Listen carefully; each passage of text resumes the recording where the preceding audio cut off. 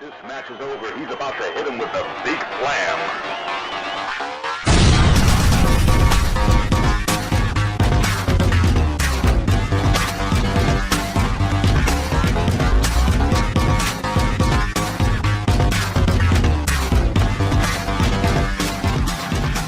Again, thanks for your support, and we'll see you at the matches right here, OneWrestling.com.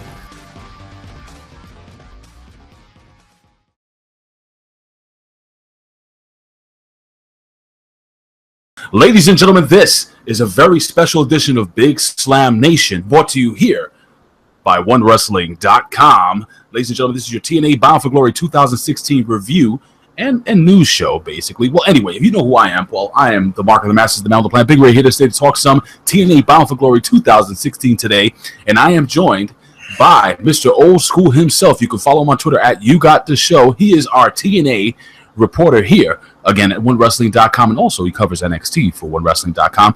We're talking about Mr. Bill Schuyler. Bill, what is going on, buddy? Oh, my God. Enjoying the world of professional wrestling this past weekend. Unbelievable. I had two out-of-the-park shows, my friend. Ring of Honor, All-Star Extravaganza 8, and what we're here to talk about today, Bound for Glory 2016. Yeah, let me tell you something, man. First and foremost, if you guys haven't had the opportunity to check out Bill Schuyler's ROH review, and actually, I'm telling you this on air right now, Bill Apter actually contacted me. He really liked your report, my friend. Oh, wow. I'm glad to hear. Wow. Anything when Bill says something like that, that's special. Wow. Yeah, no, it's kind of special, you know, when you have a legendary icon in reporting to say that, you know, your report is awesome. Sweet. Too sweet. Yeah. Well, anyway, listen, man. Oh, you know what? I did have one thing to say, and that's for everybody here that's, you know, watching right now is I knew you'd come. Sorry, I had to. What are you talking about? You talking about Bound for Glory?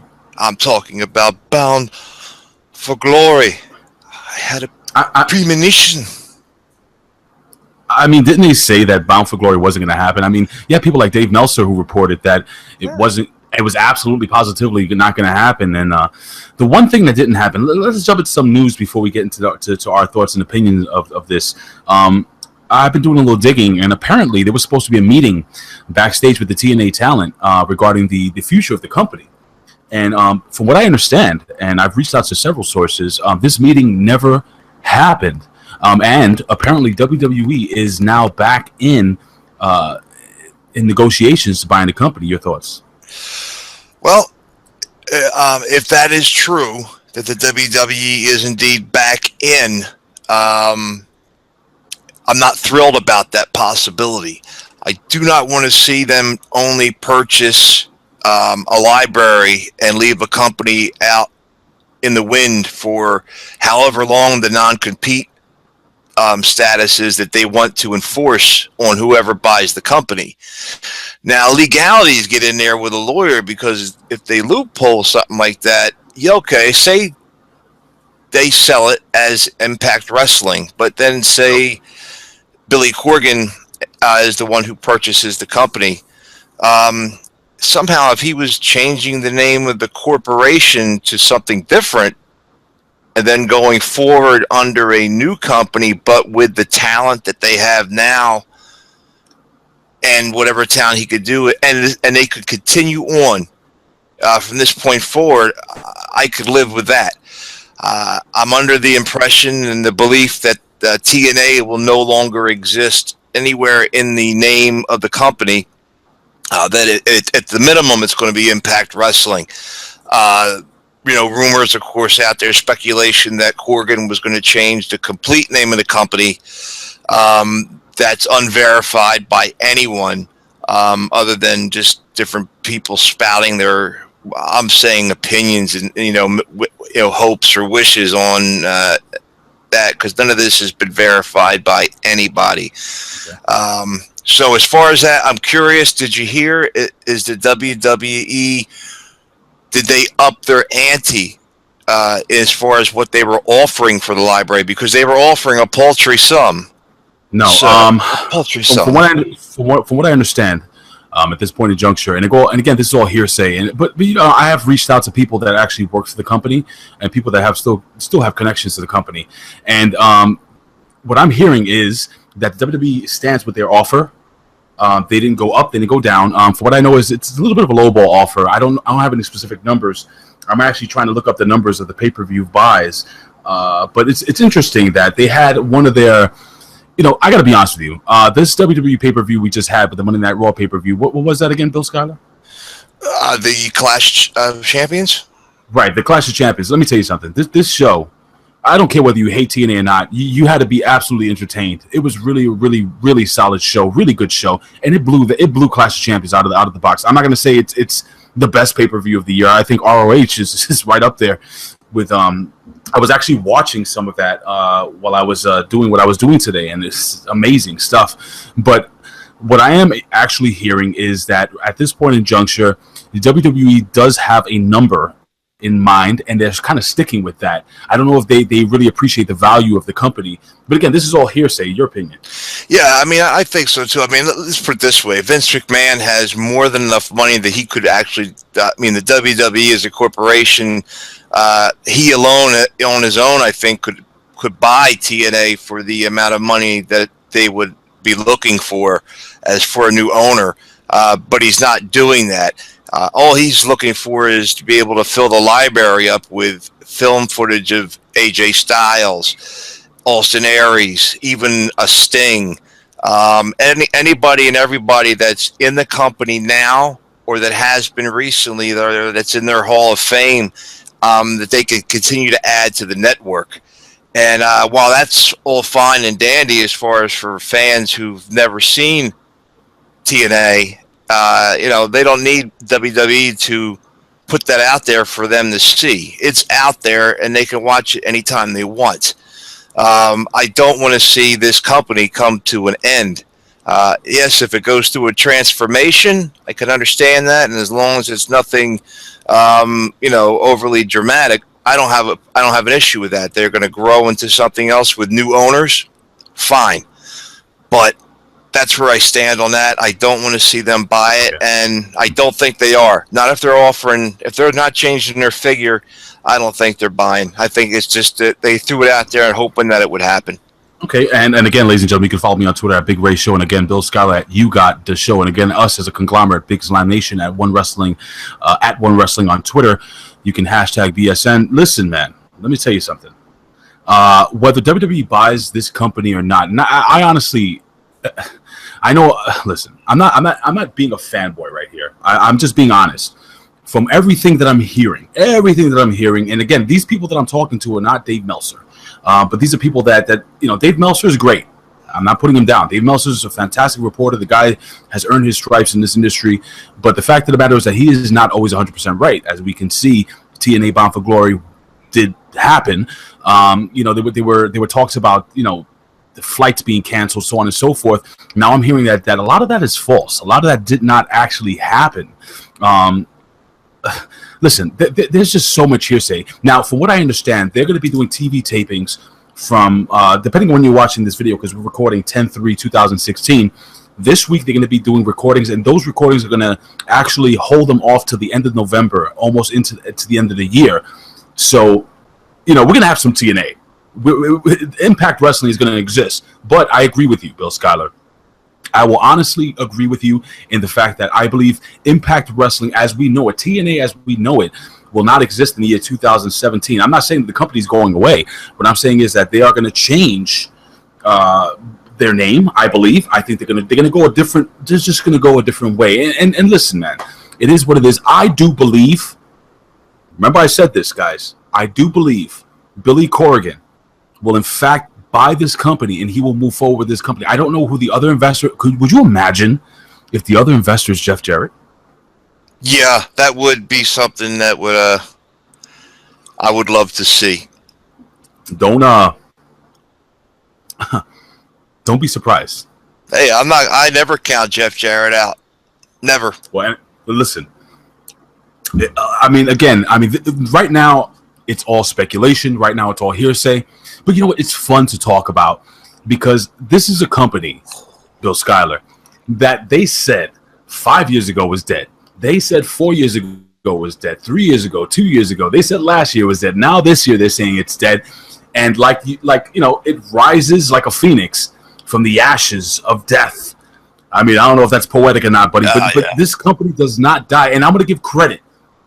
I'm giving credit to my buddy Andre Corbeil, and I'm going to say, Andre, man, you are a trooper when it comes to supporting this company. You've supported this company from day one, and guys like Bill Apter and myself and Bill Schuyler, who have covered TNA for many years here at OneWrestling.com, Billy Ray Valentine, the boys of Big Slam Nation, and you cannot forget 8-Track Brown, huge TNA fan, and you can eat an egg, Mr. Billy Ray Valentine, not Mr. Billy Ray Valentine. I was going to talk about Mr. Fane Black, because Fane Black is our residential WWE mark, but I love you, little brother, so much.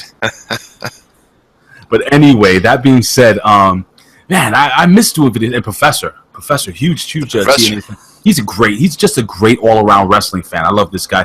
But again, guys, if you guys haven't seen any of the other Big Slam Nation videos, you got to go back and take a look at the stuff that we're doing here, guys. Again, we cover SmackDown with OK Fabe. We cover Raw with Fane Black, who's coming back really, really soon. SmackDown TNA. Anyway, listen, let's just jump into Bound for Glory 2016, dude. Again, really, dude, I really enjoyed the show from top to bottom. We're going to jump right into the very first match, which was one of the most enjoyable matches. It was the X Division Championship match with DJZ versus the Caveman. I call him Captain Caveman, Trevor Lee, and so does the Pope Daddy.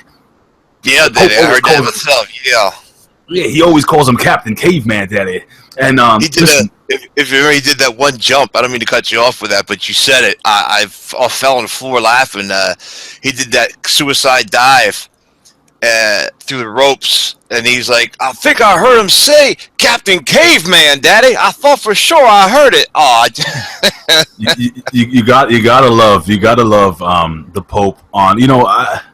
The Pope is awesome, man. I actually do like the Pope quite a bit. But listen, man, this match right off the bat was fast and furious coming off the bat. A lot, the suicide, they did like a repetitive suicide dive over and over. And what I'm saying is Trevor Lee would go outside and DJZ would hit him with a suicide dive, and then Trevor Lee would come inside and he would hit DJZ with a suicide dive, and around and around they went the entire match. I mean, both men have extensive history. It was backflips, German suplexes. I mean, listen, you guys have probably heard reviews and recaps of this show already by this time. But listen, this was an excellent match. DJZ hitting the ZDT for the 1-2-3. That actually rhymed. And listen, overall, for your opening match, what was your opinion regarding having this as your opening match? I thought it was kind of a throwback to old WCW days when they had the Cruiserweight match to kick off Monday Nitro. I thought this was an excellent way to start this pay-per-view. Without a doubt, and TNA was known for starting the pay-per-views off back in the day with the X Division, because it's the speed, the lightning. I mean, it's something to really get the crowd going. And I mean, the entrance for DJZ was I thought was pretty cool. He came out with the head and face gimmick to match his video footage in the background. I just thought it was, something on his end that he's doing to make himself stand out. I thought it was, pretty great. And I've been watching him since before he had made it to TNA. And when he became Zima, because he's from the New Jersey area, and he had been in Independence around, and he had that unfortunate incident, which for a lot of guys could have threw their career off, where the individual whose name is escaping me right now, his neck was broken by accidentally, but still it was a match that they were doing together, and both men have weathered that, and the other man, despite everything, and his name will come to me before the end of the show. That's fine. He's back wrestling, and he's on the indie scene, and he's been on NXT. So it just shows that you can go on. But this match was really up there. Trevor Lee, if fans do not know of him, Pro Wrestling Guerrilla veteran, and you don't survive there coming back year after year unless you got what it takes, and he does. And he is already a former X Division champion. And DJZ is just, they tried to clown him out almost back with the bromance. What are you talking about with them? Are you talking about with them? No, I do it better than. Sorry. Yeah, and they were giving him nothing. You know what I mean? But that was the whole Bischoff era where they were trying to kill off the X Division anyway. Something we'll talk about on another time about how everybody that comes in, for some reason, wants to stick a stake through the heart of the greatest part of the company, which has always been the X Division. I don't understand. If you want to expound on that just a little bit, you can. Just a little bit. If you over the years you see, different people have come in. Yeah, you had Bischoff and Hogan came in right away, even though they made it sound like they were going to do it. And you think Eric Bischoff, the man who brought cruiserweight into the vernacular in the modern times, was the guy that was looking to get rid of it off the show. I don't want it, because it maybe didn't fit in with Hulk Hogan's buddies that were coming in to wrestle at the time, like the Nasty Boys and big guys like that who weren't going to be able to be involved in matches like that. And then you had Brother Love when he came in, Bruce Pritchard. Bruce came in, who I have no qualms with Bruce Pritchard. Love Bruce Pritchard. He's got a great podcast right now. And I may say, Bruce Pritchard loves you. And but for some reason he's not a fan of the little guys, and he hasn't been. He wasn't in the WWE either. So right away, boom, he was trying to eliminate that X Division. That's where the whole Option C thing came in, which for all intents and purposes really devalued the title, which is something I've been asking and putting out there for a while, is for fans to ask the company. It's like, do away with Option C. The X Division stands on its own. You don't just give it up as a token to get into a main event match for the heavyweight title. You want to do that, then you have them guys do some kind of tournament every year. You don't see the WWE saying, well, if you want to turn in the Intercontinental title first, now that you've won it, well, then you can go and have a main event match with the world champion. And the X Division title shouldn't have been treated that way here either. And I'm going to add that and again, I know it's all storyline and everything like that, but the whole Bobby Lashley taking the X Division title, I've gone on and on, even on WrestleZone, I think back in the WZ Daily days when I was talking to Nick Hausman, but now also with Ben Hameen over at WrestleZone.com. When I'm on the radio, I actually had stated that I really, really wasn't a big fan of having, even though I know he's your world champion, but having Bobby Lashley take that title and slam it to the ground and say it was basically garbage, along with that the other abomination. Now listen, not that the X Division title is an abomination. That's actually one of my favorite titles. The only thing is, I wish they would change the design of that title. I'm not a big fan of it. It just reminds me of X-Pac. But anyway, especially when they went to green from blue. Yeah. I mean, they could go back with the old school red, man. I love the old school red X Division title. But anyway, neither here nor there. I want to move forward because we could talk about this for days, but the fact is that the X Division is the how can I say, the fuel injection of TNA, if that makes any sense. TNA is that sports car that's been moving forward. And listen, guys, I don't know if you guys are fans of TNA wrestling. I know we're going to get some hate down here because they're just people that just don't want to give this product a chance. I'm being honest with you guys. Listen, I stopped watching TNA. I was a huge TNA fan. Guys, I watched TNA from the Asylum days, guys. I watched it way back when it was at TNA NWA. We had K Quick, you had Ken Shamrock, you had all those guys, Jeff Jarrett. Dude, I'm talking about way back in the day. JB was still there, I might add. But anyway, this division is the heart and soul of this company, and I think that DJZ, even though he might not have that name notoriety, is a freaking excellent champion. I love the kid. And listen, him, could you imagine DJZ? Well, I mean, I guess they did have the match already. The WWE Cruiserweight champion, formerly, what's his name? Oh, you're talking about the former Manic? Yeah, the former Suicide. Yeah, what's his name? Division champion. I can't remember. Is that terrible?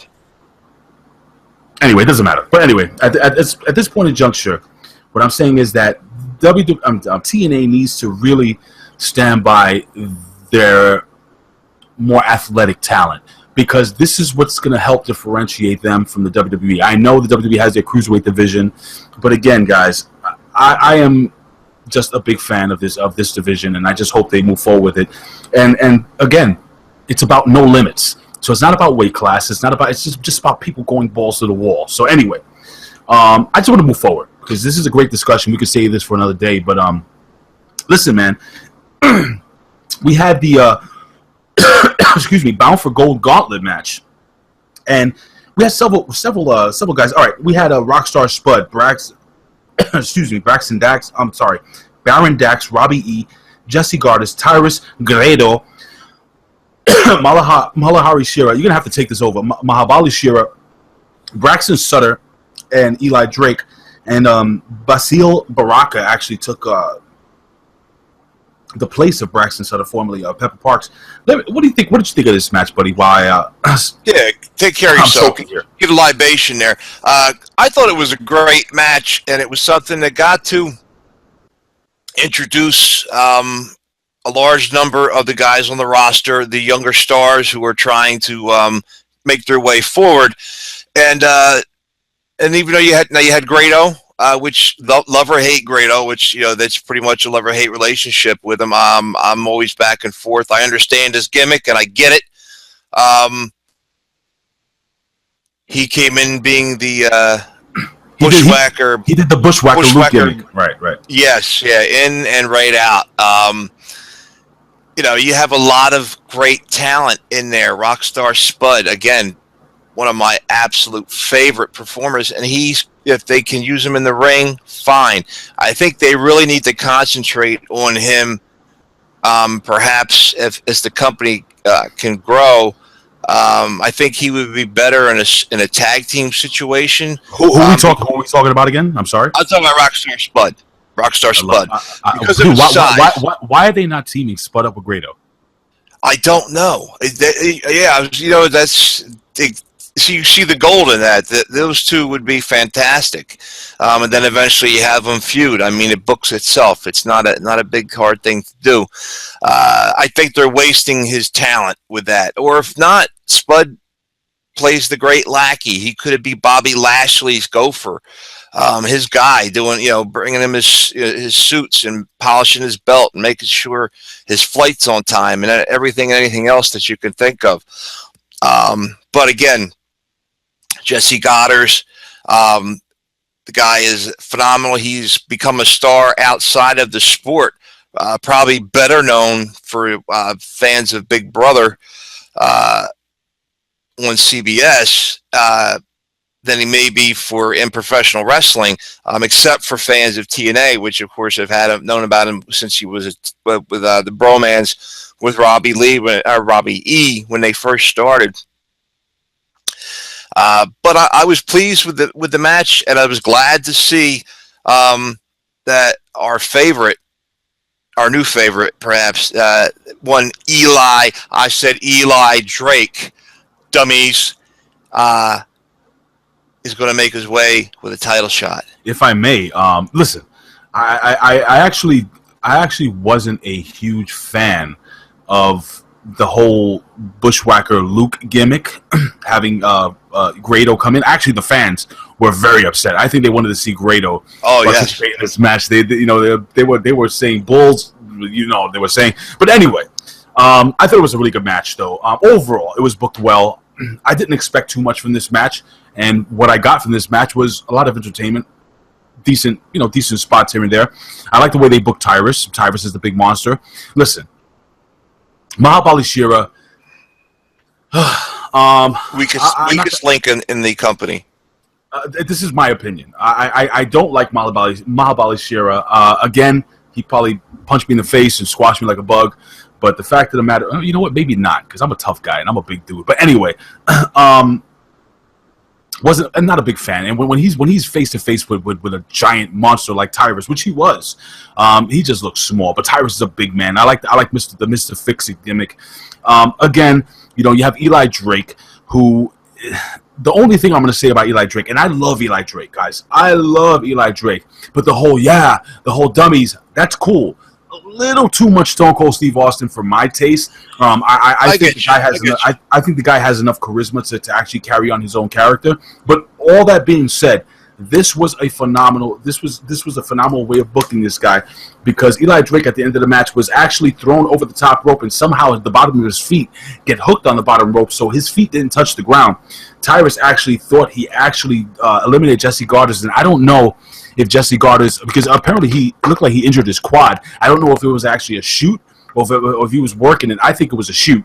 I think he actually legitimately injured his quad, and he was limping throughout most of the match. And I hope it's not a torn quad, brother. It looked like it, because he didn't put a lot of weight. But let me tell you something. If he didn't put a lot of weight on that, if he did have a torn quad, this guy was throwing drop kicks. This guy was doing springboard spots off the top rope. I mean, this is all with an injured leg. And I do believe, again, this was a shoot. But anyway, the end of the match, basically, we have it's an old school booking, battle royal booking gimmick type thing, where you have the two guys, they think the third guy's eliminated, and you have Tyrus, and you have Jessie Godderz, and Jessie Godderz is trying to get him over the top rope. Who sneaks in? Yeah, Eli Drake, dummy, and he comes in and he actually eliminates the two, man. Again, very, very good booking.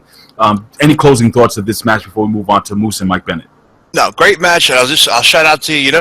With Eli Drake, who he has reminded me of, because just the way he moves, the way he wrestles, and I believe he has the ability to talk in the ring.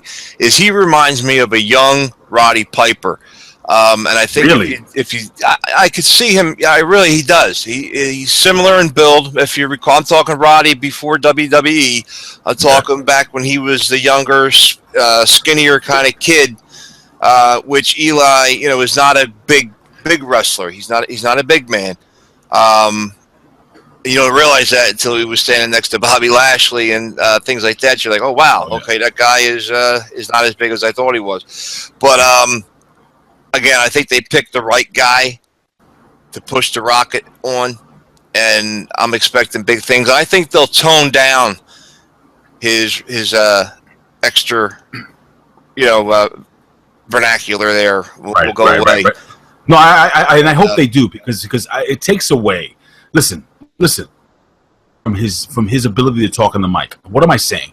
What I'm saying is that we're so focused on this guy sounding and acting so much like Stone Cold Steve Austin, you forget that he's extremely talented in the ring. He has a great look, and the guy, he's not the biggest dog in the fight, but he has good size, a good build. Everything, the guy has everything going for him. And again, good mind, very smart, quick-witted dummy. Yeah.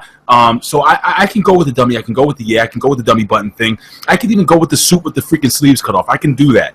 But just stay away from the hand gestures and the shaking of the head and all that other stuff. Stay away from that. Again, this is my humble opinion as a wrestling fan, as a wrestling reporter here at OneWrestling.com. Again, this is my opinion, not the opinion of OneWrestling.com. This is what I feel. Again, not a professional wrestler, but listen, man. All in all, I thought this was a good way of actually propelling this talent to another level. I want to move on, because we have a lot to talk about, and we're going to spend a lot of time talking about a certain great war. And by the way, before we jump into the Moose, what did you think about the way the actual pay-per-view started off with the whole broken Matt telling the story of the Great War to his son, baby Maxwell, and how they defeated the evil Decay, or how they would defeat the evil Decay? Delete! Dude, this stuff just amazes me, and it is fantastic. Having that, and that starting out with King Maxwell, who made his first interview on One Wrestling with Bill Apter. Check it out. Look it up on YouTube. Sitting there playing the piano, when it's going through, and Broken Matt is starting to tell the tale, and they had me right there. I'm like, this is going to outdo everything that's come before. Tremendous thought, I don't know how long this has been in Matt Hardy's mind to create this entire thing, or if this is something that he's able to do at the drop of a hat. I really think Matt is one of the greatest minds in the business. And I think we're really going to see this as time goes on and he moves more in that direction of being the guy behind the scenes.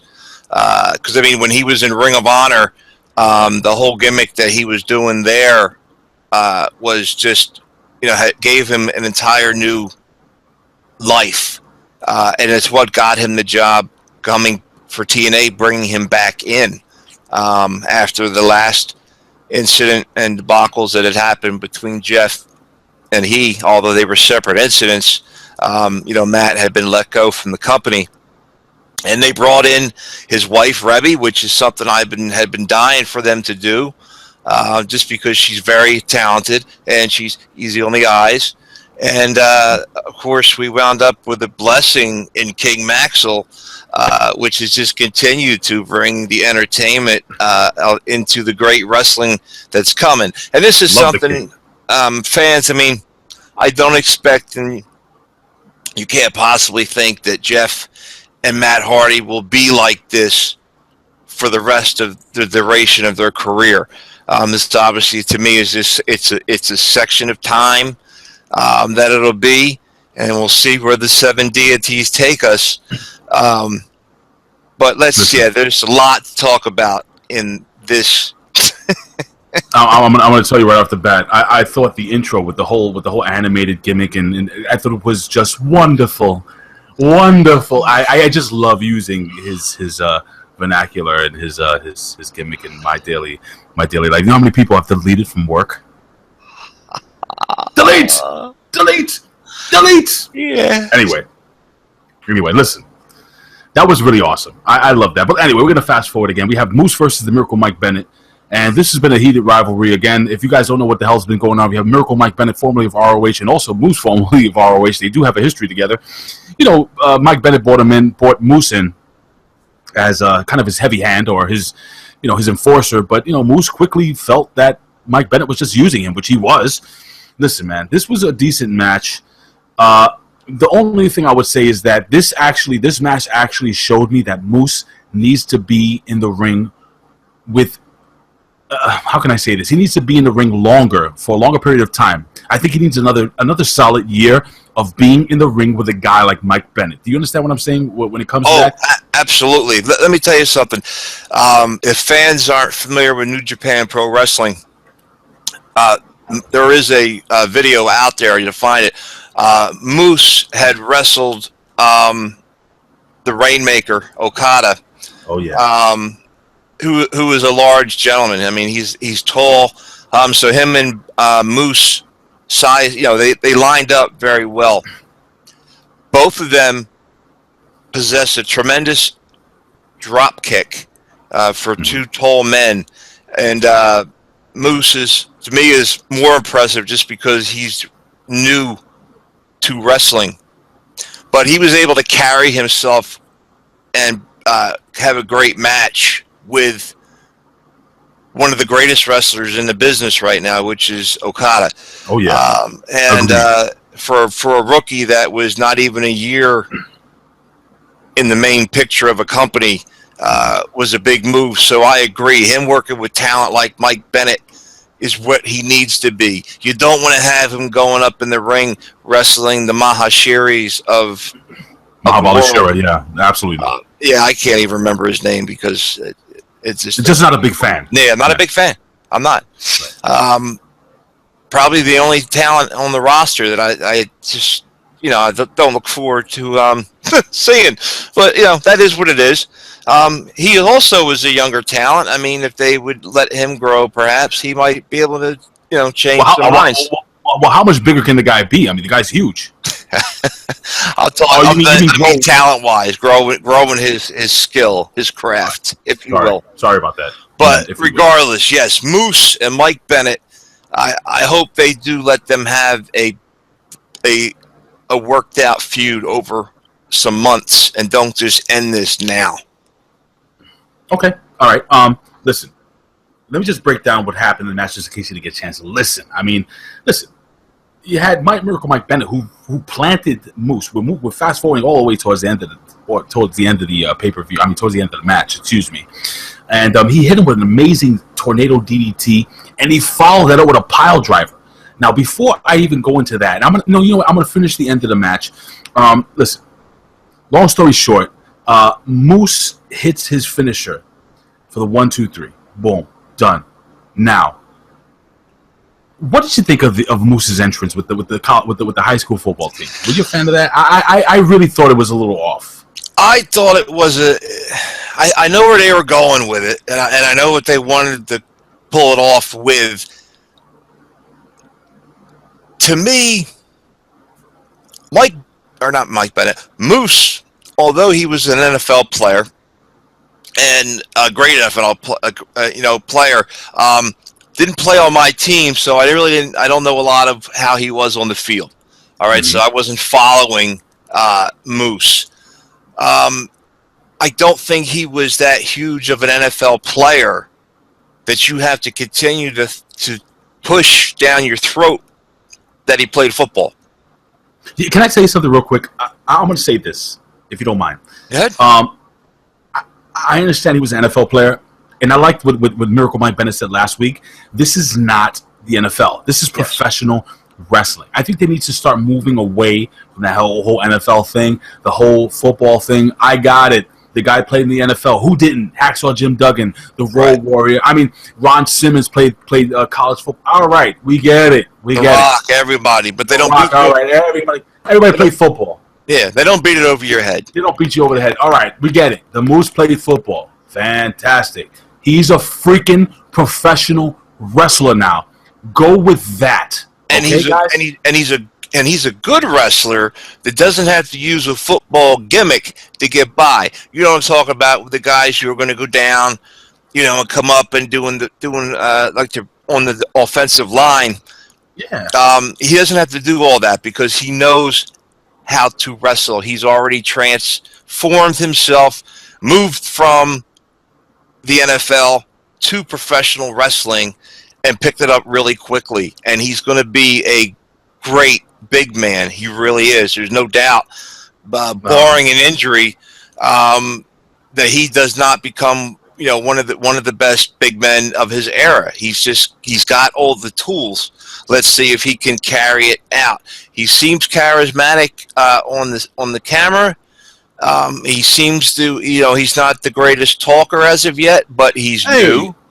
You know something? I got to be honest with you. I know he's not the greatest talker, but I got to say that he's good. He's not bad. No, he is good. For a guy that had a mouthpiece for most of his time in ROH, I think the guy is doing a good job because even though he speaks with a little bit of a lisp, but it still works for him. He still has that deep, manly voice with a lisp, if that makes any sense. Suffering fucker. I'm sorry about that. But seriously, I think he's all right, man. And again, guys, if you didn't watch this, Moose hit his spear for the 1, 2, 3. Too many people are throwing spears in professional wrestling. A lot of spears today. A lot of spears, man. Too many spears here in professional wrestling. But that's neither here nor there.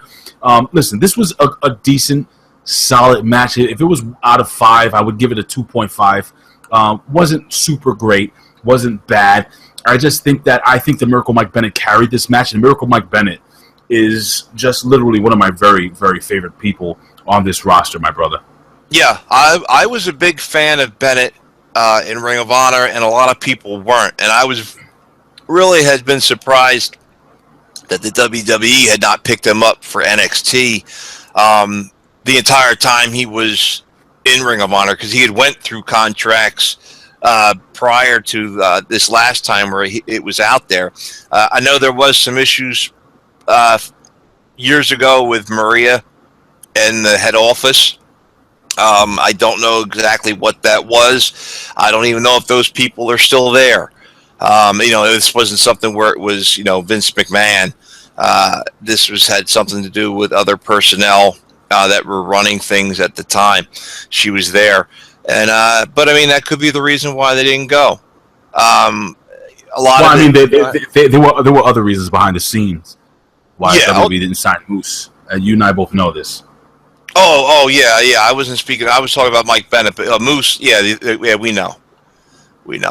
But Mike Bennett is turning out to be, and you're going to find out if you haven't been following TNA and you didn't know him in Ring of Honor, he is going to be a major superstar. He's obviously not at that level yet, but it's not going to take long. And I love it when a guy's got someone like Maria to back him up, who also knows how to talk, who also knows the business. They make a great duo. And as long as they stay, even if they were to not be married, because look, Macho Man and Liz worked together, and after they were broken up, not that there's anything going wrong with Maria, or them don't take on meaning by that. I'm just going off on a tangent. Forgive me for that. But Mike Bennett, a superstar. They really need to build this up, and even this far into this show, I had the feeling, from the announcers to every wrestler that had been in there so far, that everybody was performing at their top level. Yeah. Literally like their careers were on the line, because I truly believe they were. Because I think everybody has to be thinking, well, what if, what if? And they know everybody was watching this show last night. And that's anybody that would be possibly hiring them or being their future bosses if they bought this company. So I just wanted to put that out there, that there was not a bad worker on this show last night. Everything flowed. And again, a great show this is, and we can continue, but because obviously we're getting up to two of my favorite parts of the show. Except for Mahabali Shira. Anyway, that's just my opinion. But all jokes aside, listen. Somebody's got to carry the bags. Wow. Here's the deal. He's a rookie. That's what so again, no, I got what you said. Moose goes over, as so he should have gone over in this. I think it was booked well, this match, even though it wasn't the greatest match of the night. Booked well. It wasn't bad. It was solid, enjoyable. And again, Mike Bennett, for me, people will chant Moose. They love the Moose. Yeah, they love Moose. Right. Mike Bennett, for me, was the one who actually carried this match. Without a doubt. Mike's was directed him in the ring. Dude, we're going to move forward to our first championship match. And again, we're going to have to cut down a little time because we spent a lot of time on this pay-per-view. But the TNA Impact Grand Championship match with Aron Rex and Eddie Edwards, originally supposed to be Drew Galloway. And that's going to happen a couple of weeks down the line, I'm pretty sure. And maybe even this week on Impact. But yeah, man, we have Aron Rex, who defeated Eddie Edwards by judge's decision. Let me just break down really quickly before we jump into this. Aron Rex gets the first round unanimously. Eddie Edwards gets the second round. And then there was a split decision. Whoa, surprise. A split decision as Aron Rex goes over to become the first grand champion. Now, I said this on WrestleZone. I said it here at OneWrestling.com, that I felt that this title was built to put it on Aron Rex, because they didn't want to put the former Damian Sandow, they didn't want to put the World Heavyweight Championship on him immediately. So this championship was created for him to put this championship over. Look, I'll be honest with you. I'm not here to criticize the product. That's not what I do. But I will say this, as a fan, I'm not a big fan of this whole 3-round. I'm here to watch professional wrestling, not mixed martial arts. If I want to watch mixed martial arts, I'll go watch Bellator. I'll go watch UFC. I'll go watch Elite FC. I'll go to freaking Atlantic City, and they have some really cool minor league MMA organizations over there. Again, this is my opinion. Now, that being said, I thought this match was pretty decent, pretty good. I thought it was a good match. I'll leave it like this. Again, if I'm ranking out of 5, this match would have gotten a 3 for me. But 3.5. It was actually pretty good. Aron Rex actually did well. Eddie Edwards did really good. And the thing is that what took it away from me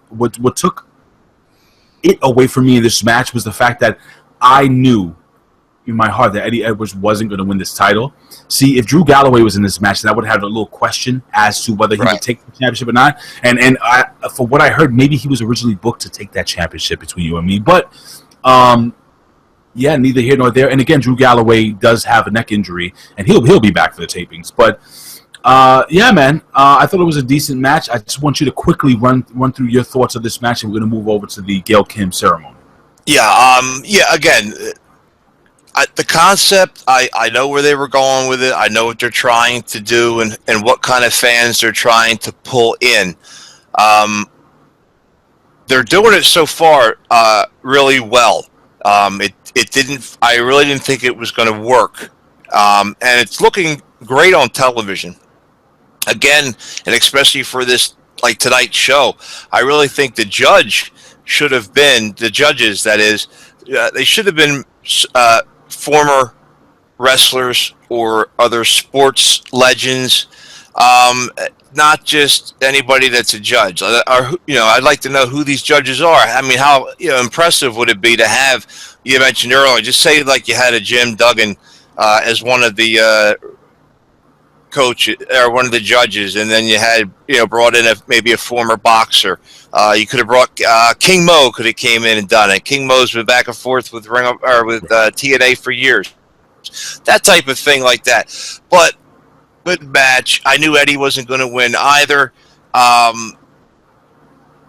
that Aron is back in the game, would like to see him get back in Damian Sandow physical shape. Yes.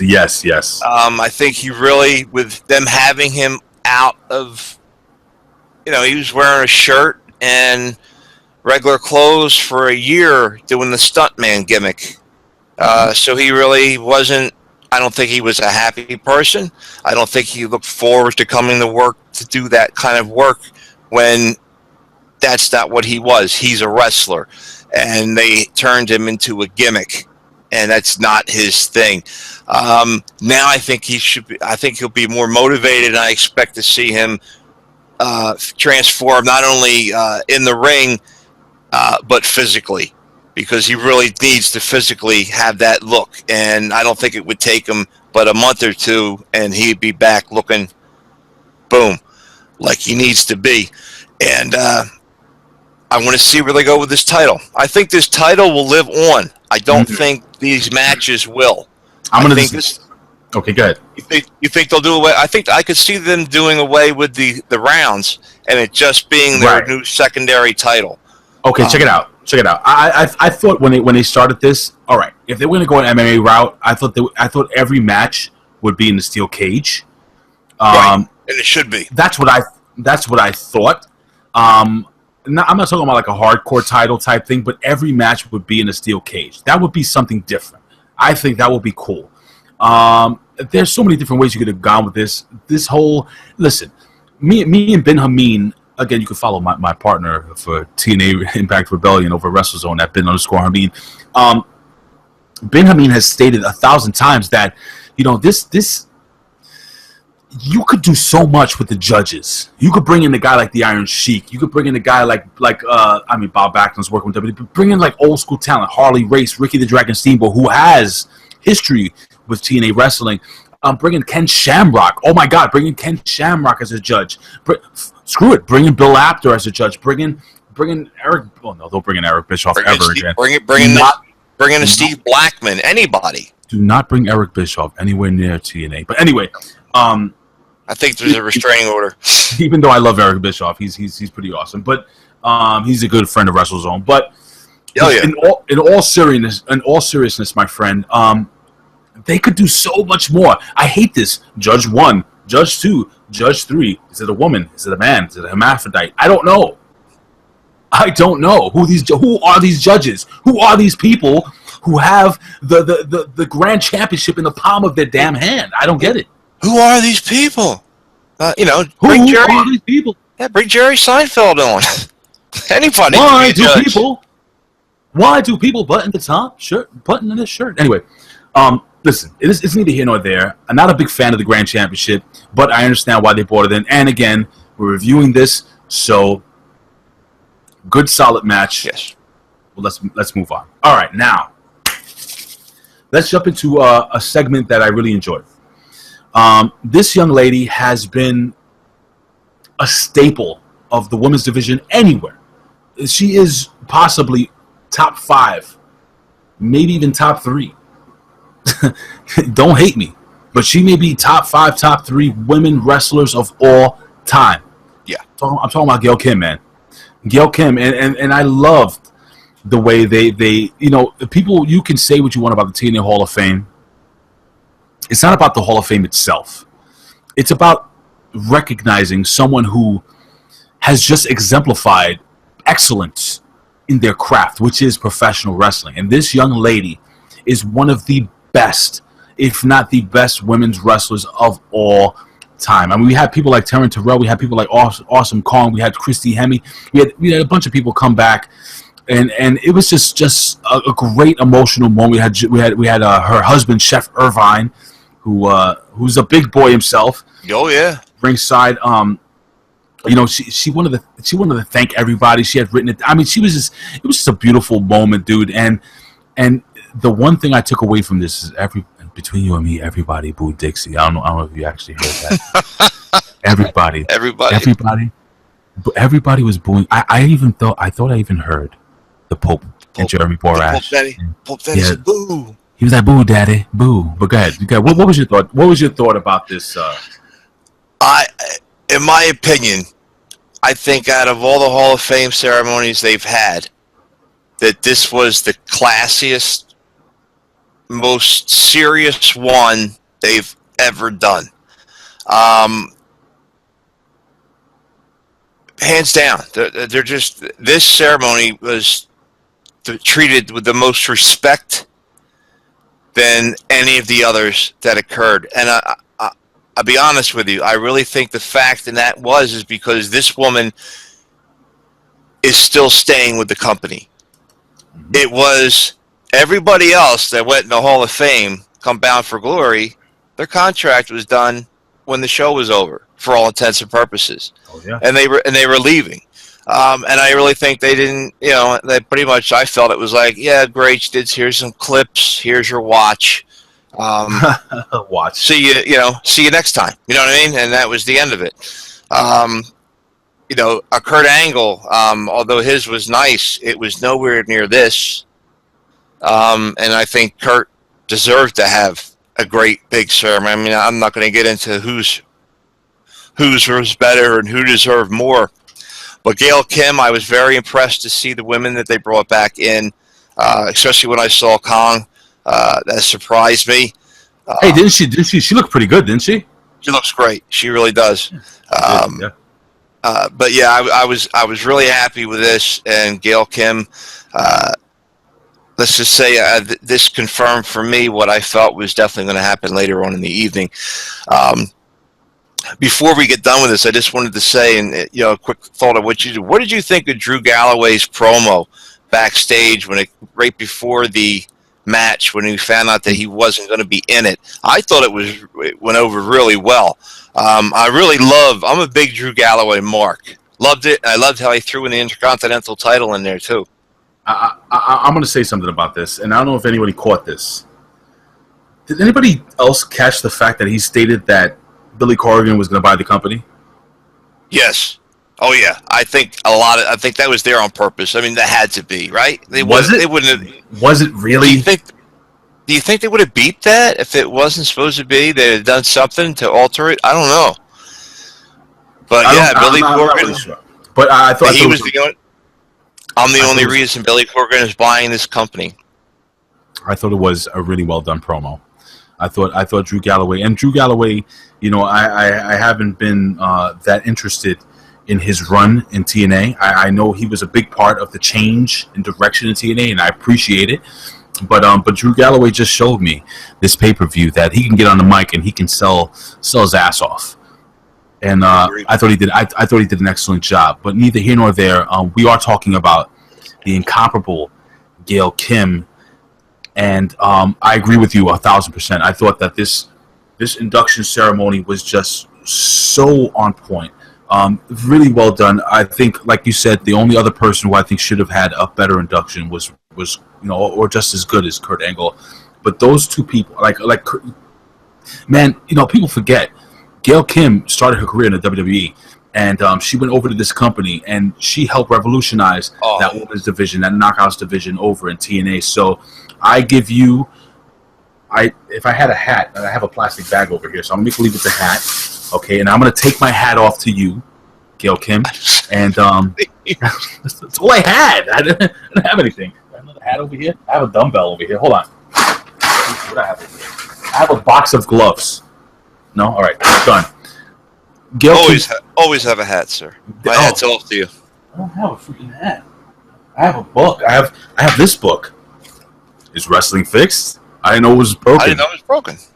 At your local bookstores or order it on Amazon.com. Also, the audio version, Bill Apter's memoirs. But anyway, with all that being said, man, seriously, I just want to. I know, Gail, you might not see this, but if you do, if there's a chance you do, I have so much respect for you. I think you're not only absolutely beautiful, you're a class act, and you're one of the best in the business. And I know you're Andre Corbeil. I know you're his favorite in-ring female performer. So Godspeed, and listen, this was cool. What happened after this was pretty cool too, Bill Schuyler. Because listen, wonderful. It was wonderful. Are we missing something? I feel like we're missing something here. No, we're not. No, we're not. You would think you were, but no, you're not. No, this is a lot of show to talk about. But listen, it is a lot of show for a show that wasn't supposed to happen. But anyway, now we are going to talk about the Great War, which was wonderful, where Matt Hardy would delete, and not become obsolete. Well, I almost choked there. Obsolete. Anyway, listen, dude. I loved the way, first and foremost, I got to say, man, Rebby Sky, you are not only one of the hottest chicks in the business, but you are so beautifully talented. She sits and I love the mastery of the Ivory Keys. I mean, she's just playing. Oh, that was so cool. Then you had Brother Nero come out. And by the way, the pop for Matt Hardy and Brother Nero was so cool. They come out, man. It was just, and you had Brother Nero just leaning on the obsolete. What was it? What does he say? I fade away and classify myself as obsolete. Bill? All right, let's try this again. Hold on. No. We got to do this. I fade away and classify myself as obsolete. Obsolete! The hell, man? What? It. Sorry. My ears exploded. It's okay. They're bleeding. But listen, neither here nor there. Really, really, really, really, really cool way. Live. I love the whole live music thing. I really do. But they come into the ring. Bill, why don't you tell me about some of your favorite spots in this match? Because God darn it, this was just full of surprises as the match started in the ring. Let me just kick off. Let me just really quickly kick off how the match started, and I'll let you take over what happened backstage, if you don't mind. So right away, you had Rebby Sky in the ring, and just they're all in the ring. And number one, I love the build-up of Decay. Man, that team is legit, man. Rosemary, Crazy Steve, who was in most wrestling fans' opinion, a joke. This guy has become a legit badass. And you have Abyss, who just freaking reinvented himself. He continues to reinvent himself. Joseph Park, Abyss, freaking Devil Abyss, whatever the hell he is right now, Decayed Abyss.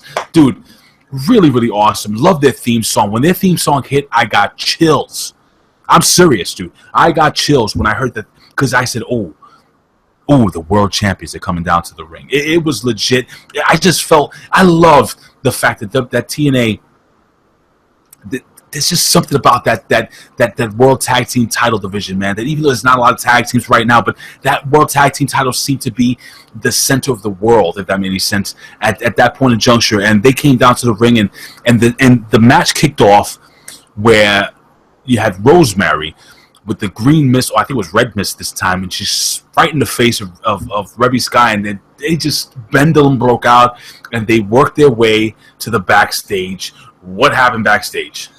Oh, what about the one thing in the ring? You got to give her credit. Rosemary nailed that the Rob Van Dam-ish type of. Oh man, dude, she went from pillar to post. She went. What do they call it? From coast to coast.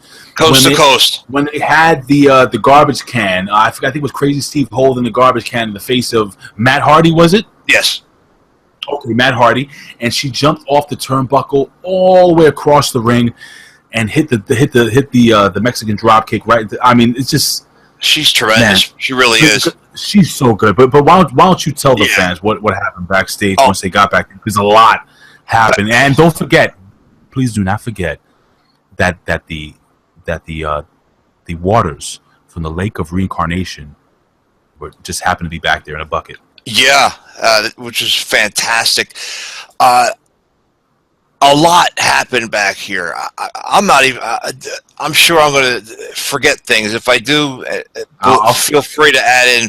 But I mean, you had Matt Hardy. Basically, he went to war against Abyss, and Brother Nero, Jeff Hardy, was him and Crazy Steve went at it. And this is, I'm saying here, we all know Abyss. We've known Abyss. Abyss has been around for years. We know how talented he is. Crazy Steve was a clown for real. Yeah. You know, legit. They transformed him into this character, or he's transformed himself into this character and grown with it and is able to pull it off. His acting and abilities backstage and him talking to Jeffrey and all that was, I loved it. It was fantastic. And him and Jeff just kicking the stuffing out of each other was great. And then you hit it, bro. When they get to throws Jeff Hardy over top of like a big box or whatever, and it was like a crate, right? Crate, yeah. Standing there was a bucket, and then there was a big plastic bin like you would get from Walmart or something, or if you saw Breaking Bad, the guy was trying to buy them to put the bodies in, but that's another show and a different thing. Anywho, if you didn't really, I can't go into it. We'll talk about that another day. Down the road, sorry. So he throws a mop bucket over top, preferably thinking that he's hitting Jeff Hardy, goes and screams for the referee, drags the referee over, and they look down and Jeff Hardy's gone. Where is he? Blah, blah, blah. He's flipping out about it. And then if I believe it goes back to Abyss and Matt, and they're beating the stuffing out of each other over there. It comes back, and this is why I'm going to come back to this. I caught what it said by the first time, that it said Lake of Regeneration. Yeah. And I'm like, did I read that right? Oh, yes, I did. So he continues with that. I'm trying to think how that.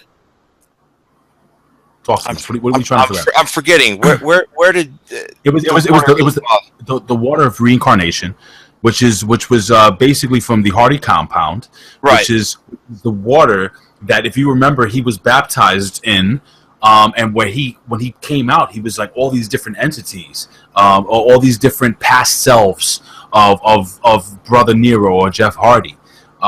Listen, let me tell you something really quickly. Number one, they had to shoot this backstage because what they did was it was so cool. Like all of a sudden you see Steve and he throws the water on Hardy, and all of a sudden Hardy disappears. Now let me tell you something. I don't know if you guys know about this, but back in the Indies, Jeff Hardy had this character called Stitch, and that's who we became with the goggles and the old 90s, colorful gear. Like, dude, really, really funny. And then out of nowhere, an umbrella opens up and he's freaking Willow the Wisp. Anyway, and I know one 8-track Brown must have lost his mind when Willow reappeared. It was just so cool the way they did it, the way they went about it. What are we missing, man? Oh my God, Vanguard won! Yeah. Oh, good. Oh my God, my favorite. No, hold on. He's my favorite. It is my favorite inanimate object. I want one. I don't want a drone. I want Vanguard 1. I want him to be my friend. I want him to go to grocery with me. Matt Hardy's best friend in the world. I want to watch a movie with him. I want him to go on a date with me. Not that kind of date, but you know what I'm saying. Like kind of like hover over me, make sure I'm doing all the right thing. Vanguard 1 shoots the mist in the face of the evil Rosemary. Dude, so much. Much. But the best part, he sprays her in the face with the poison, and it's like one target, boom, hits her, and then underneath it says "money shot." Yeah. I love it. Kids, if you don't know what that means, you shouldn't. Fantastic. Amazing, dude. Dude. And then What about the hardcore aspect of this match? Oh yeah, I mean, you get the incident with the guy in the truck, the pickup truck. Oh, the dude that they sodomized. Yeah. Yeah. Here's the guy. So now he wants to fight, and she.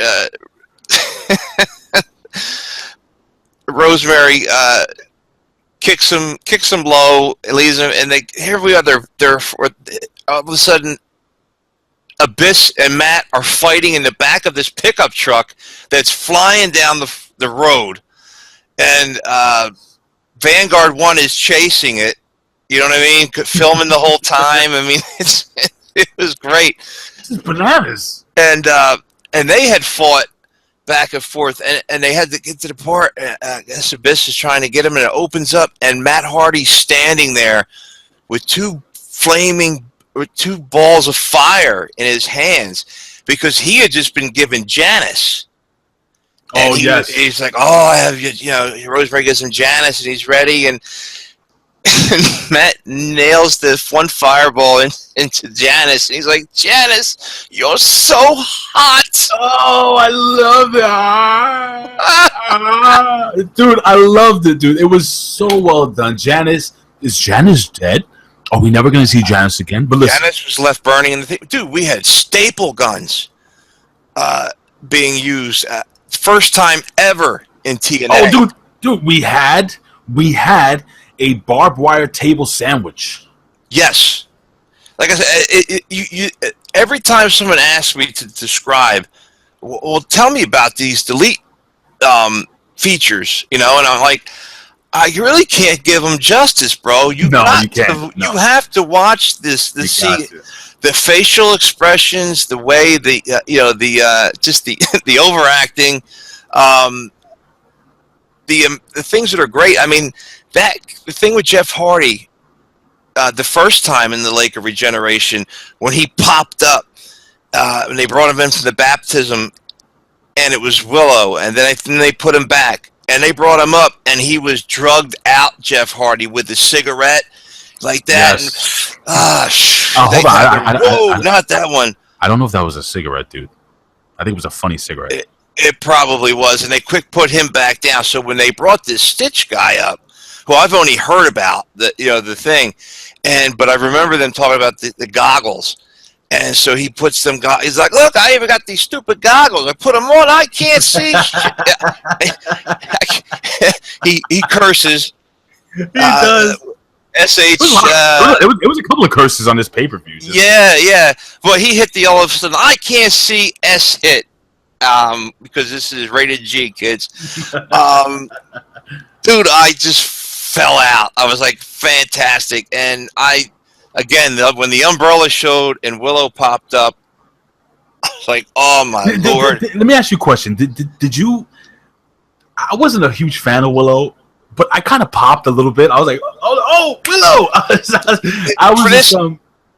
This, he was absolutely perfect. Mm-hmm. I didn't want Willow in the real world, but in this world, the world of deletion. He fit in like anything else.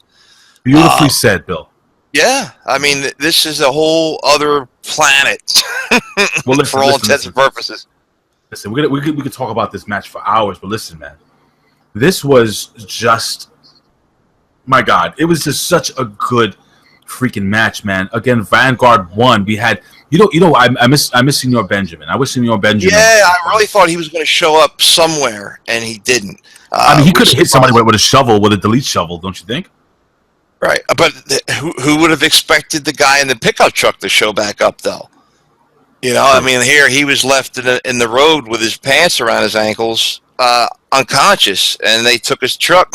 He got a new one. The insurance company was quick. He's got Progressive.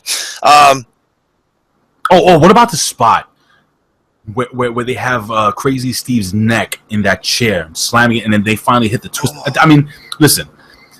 Just so you know, guys, by the way, the Broken Brothers are your new TNA Tag Team Champions. Absolutely. They did win this match. Man, listen, we got to move on because we'll be here for 3 hours. We do.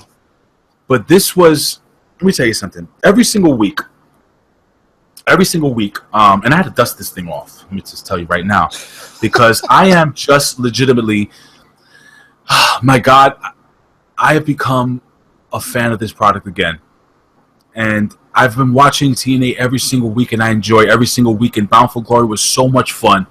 Up to this point, I mean, we have 2 more matches to cover, but up to this point, totally worth every single cent I paid for this damn pay-per-view. And look, man, this is going to be fun to watch. I thought, Bill, that I would get tired of the whole Broken Brother thing, after the first 2 weeks, after the 3 weeks. I want more. After the first deletion, after deletion, the second deletion, and the final war, and who the hell knows what's next for Broken Matt and Jeff Hardy. God, I hope they stay, these characters for another year, if possible, because they're wonderful. Sorry. It is. You got to wonder, where are they going to go with these characters? When does this world go away? No. Because at some point, that it's going to get back to being the pure wrestling that the Brothers Hardy are. No. But I can't see them doing it anytime soon, because I know this pay-per-view went over very well. And this stuff, nobody's hating on at all. And they do it so well that when the WWE, for nothing, tried to jump in and copy it with their Bray Wyatt scene that one time with the compound, they never went back to it. And I gotta say one thing, Bill. The one negative thing I heard about this pay-per-view came from the mouth of Dave Meltzer. Said that this pay-per-view is underwhelming. Is that what he said? It was underwhelming. He's a hating guy, bro. He just does not like this company. I don't know what it is. I don't know why there are people out there that just don't want to just say, that TNA's been kicking ass and taking names. I don't care what you say. I don't care what you think. This company has been putting forth. I don't care if they're $10 billion in debt. I don't care. What I'm seeing on TV, I enjoy. What I see in the ring, I enjoy. Let me tell you something. God, let me tell you something. All right? All you freaking haters out there, and I'm being from the bottom of my heart. I don't do this often, but I'm going to tell you something right now. All you freaking haters out there who are just WWE fans. When I was a kid, I started watching the WWE. But when I became a real wrestling fan? When I discovered the AWA, when I discovered the NWA, when I discovered Florida Championship Wrestling, when I discovered Georgia Championship Wrestling, when I discovered WCCW, UWF, when I discovered World Wrestling Council in Puerto Rico. This is when I became a true fan of the sport of professional wrestling, guys. Do not be narrow-minded. Don't close your mind. Don't be a sheep. Stop following. Guys, it's okay. It's okay to have an alternative. It's okay to watch something else. It doesn't make you stupid. It doesn't make you whack or I don't know what the hell the kids say nowadays. Listen, just what I'm saying is that TNA is some fun wrestling. ROH is fun to watch, guys. Guys, go to your local indie. Support indie wrestling. Go to ProWrestlingTees.com. Listen, this was good. And speaking of good, we got to move on. I'm sorry. Yep. Let's hit the next match. We got to move on, and we're going to go through this match really quickly. I'm serious. We have Gail Kim versus Maria Kanellis for the championship. Listen, Maria Kanellis, she put forth a much better match than I thought. Again, Josh Matthews never sells Maria, but and he got called out on it by the Pope a few times. The fact that he never gives her any credit. But the girl's been in this industry for a long time. Number one, Maria Kanellis. Listen, it's amazing. I'm gonna tell you something right now. I want you to listen to what I'm saying to you. Shh. I'm talking to Maria right now. Listen, baby. If the Miracle Mike Bennett ever slips up, Bill Apter has my number. Anyway, but she is just a beautiful woman, just gorgeous, and just so like it was an entertaining match. I'm just gonna let you know really quickly.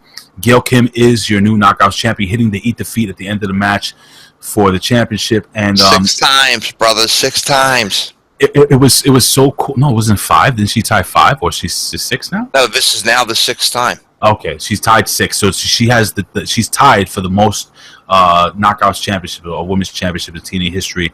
And listen, again, it was a solid match. It was a lot of fun to watch. I really enjoyed it. It was one of those things where the heel was running for the last few months, and you just wanted to see the babyface finally get her hands on her, which she did. And I like the fact that when the match started, you had Maria say that she wasn't cleared to wrestle. She had the little arm brace on, and then you had Allie, the adorable Allie, formerly Cherry Bomb, who I love to death. And she just says, "No, Miss Maria, I think you misunderstood. The doctor says that you are cleared to wrestle." And she's like, "You're stupid." She smacks her. I mean, just good stuff, guys. Just good stuff all the way around, guys. You have to go back and watch this, but I'm going to get you a quick opinion. We're going to move on. Yeah, it's everything I knew it was going to be because Maria Kanellis is not a wrestler. She's she knows how to work in the ring, but she doesn't do it for a living. She was never a major wrestling creation. She was for sports entertainment. She came into WWE during the time of pillow fights and pudding matches and things like that. They booked this so well, having her be this, evil queen she is. And people forget, Gail Kim and Bennett working together, their storyline, which then weaved itself into the Knockouts division, helped to build TNA to the level that it is now, where you had Drew Galloway took it to a certain level. Then they were doing it, and then you have the Hardys doing what they've done, which has made this company, to me, it saved this company from where it was at when it was jumping back, from Destination TV to Pop. Things were up in the air. There was a lot of problems going on creatively, and now it's like to me, they're doing nothing wrong. And this match ended the way it had to end, and that was with Gail Kim becoming the 6-time champion and Hall of Famer at the same night. It was a perfect ending for that. So with that, we can move right on to the somewhat surprise, although everybody knew this person was showing up. You have to forgive me. I actually forgot to switch over the cameras. But listen, we have a surprise because Miracle Mike Bennett came on. He was really, really upset about the way the night has ended up happening. Ended up working out for the whole Kanellis, I guess, Bennett family. And he says he's holding this hostage. Holding this night hostage.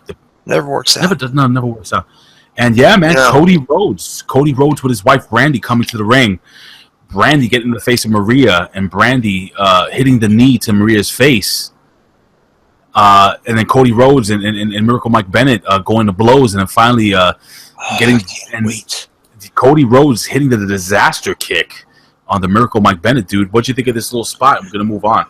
Dude, this part right here was something that I think wrestling fans across all the different companies, it doesn't matter. They were waiting to see Cody on someone else's television program. Yes, he's been wrestling indie shows, but this is different. And I like how they got away from the part where he's not allowed to be Cody Rhodes. And he wasn't Cody Rhodes tonight. His wife, Brandi, was hired, and she is now a knockout. And she will be performing and wrestling here in the company. So coming to the ring was just Cody and Brandi Rhodes. So you're able to get that in there anyway, which I just thought was cool. I don't know, it was a little thing, but to me it was just cool. And I'm sure Vince was probably like, "Son of a, how did he get the name in there?" His wife her name is Rhodes. Damn it! Unfortunately, got that all. She never worked for you in that capacity, Vince. I can't wait for this feud. I want to see Mike Bennett and Cody Rhodes go at it.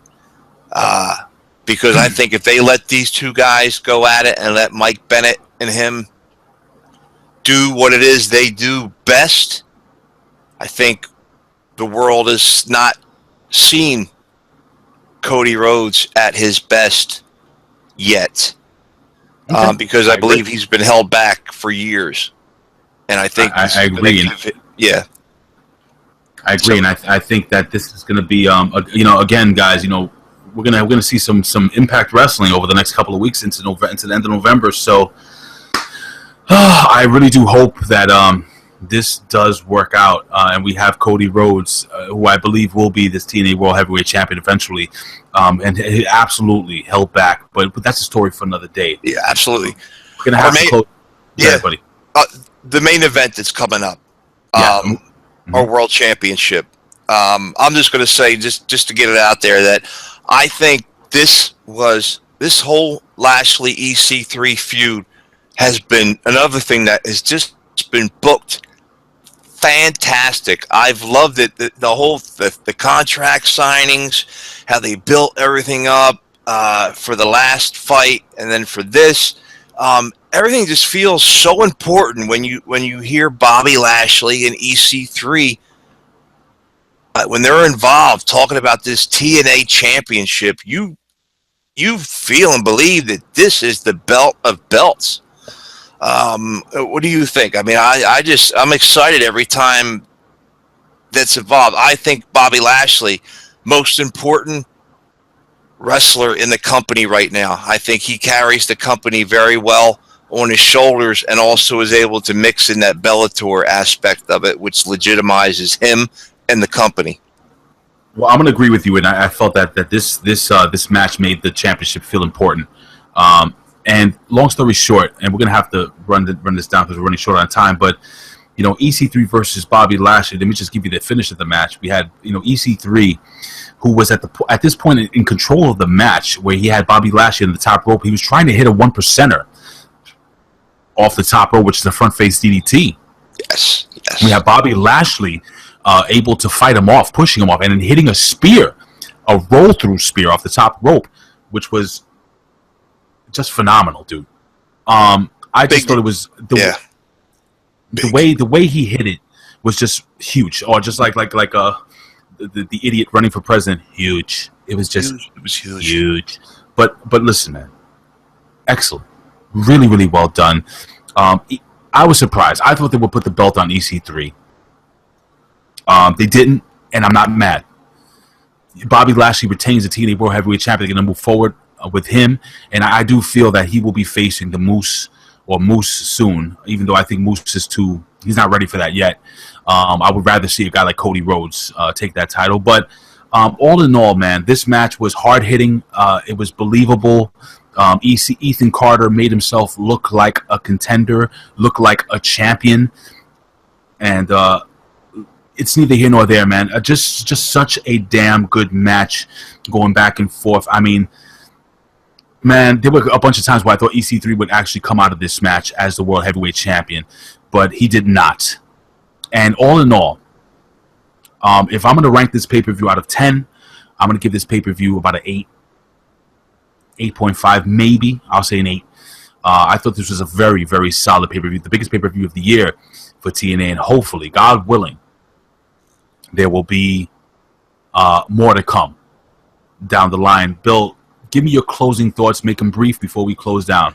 Yeah, I think this probably was the most important pay-per-view in the history of the company because of what was on the line as far as the people, what they were thinking, the internet community, wrestlers across the industry, owners across the industry. This very well didn't have to happen. This pay-per-view could have folded if they had taken the deal with Vince 2 weeks ago. They were done. They didn't, and I don't think they will. And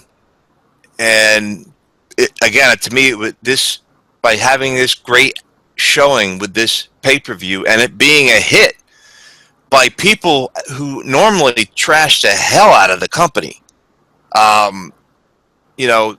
even for an underwhelming, you know what? That's the best he's ever said about TNA, probably ever. Speaking of that, don't even mention his name. Dave. I'll say Dave Meltzer. But loved it. I thought the same thing. I gave it an 8 out of 10. And I'm looking forward to what's going to happen from here on out. Right now, I love the roster that they have. I do think they need to grow their women's roster a bit more and improve their tag team division. But these are all things that are going to happen. Big things are going to happen for this company in the next 12 months. And I'm looking forward to the ride. All right, so listen, man. Again, ladies and gentlemen, this has been your review. And also, not only a review. I mean, we gave you some news. We gave you a whole bunch of opinions. I mean, this has been a pretty damn long video between me and Bill Schuyler. But again, guys, listen, this has been your, I guess, overall recap of the week in TNA, you could say. But more or less, this has been your review of TNA Bound for Glory 2016. And hopefully, there will be a TNA Bound for Glory 2017 coming next year. I believe there will. And don't forget, guys, we left something out of the final war. There were a lot of smashed pumpkins. I don't know if you know that. Yeah, the smashing pumpkins, they were great. I forgot about that. A lot of smashes. There's a lot of stuff that we could leave out. Listen, Bill Schuyler, is there anything that you would like to put over before we leave? No, brother. I'm sure you're going to handle it. Talking about WrestleZone and the Impact Rebellion show and everything that goes on with that. Of course, guys, you can follow me each and every week as I cover NXT for the NXT review and Total Impact Wrestling Rewind. I do the coverage for both shows. Follow me as you do. Put the word around and check out the Big Slam Nation. Hit us up on Twitter. We'll be more than willing to talk with everybody and talk wrestling all the time. And we have a great time with our fans and friends out there. And looking forward to meeting more people. Well, listen, my friend. I always say this. I would do this for a living, but if I can, I would do it anyway. Why? Because I love talking wrestling. Check this out, guys. I'm going to actually kind of put this up to the camera. Let's see if I can do this properly. I'm going to put this up to the camera. Can you see that, Bill? Oh, my goodness. Okay, no, I'm going to read this. Relive the Rivalry, Saturday, December 17th, 2016. Ric Flair, Ricky Steamboat. Tickets on sale now at Ticketmaster.com. This is a WWE event, ladies and gentlemen. I know we're talking some TNA. If you are in Bethlehem, Pennsylvania, guys, it is an interactive discussion moderated by the one, the only, I don't know if you can see it there, Bill Apter. Yes, ladies and gentlemen. So, guys, get your tickets now. Ticketmaster.com. If you're anywhere in the Bethlehem, Pennsylvania, tri-state area, guys, go show Bill. Tell him Big Ray sent you. Tell him OneWrestling.com. Tell him Bill Schuyler sent you. Billy Ray Valentine. Tell him, well, you can name all the members of the Big Slam Nation team, but listen, tell him Nick Hausman sent you if you want, but I don't know how much water that's going to carry. But, guys, thank you for joining us here for this video. We appreciate your support. We love the fact that you guys, and if you guys have not subscribed to this channel, please hit that sub button. I gotta go. But Bill Schuyler, it has been a pleasure as always, my brother. I will wish you a great week. And I, in the words of the legendary Bill Apter, we'll see you at the matches. At the matches, guys. Take care of yourselves, guys. God bless. Peace.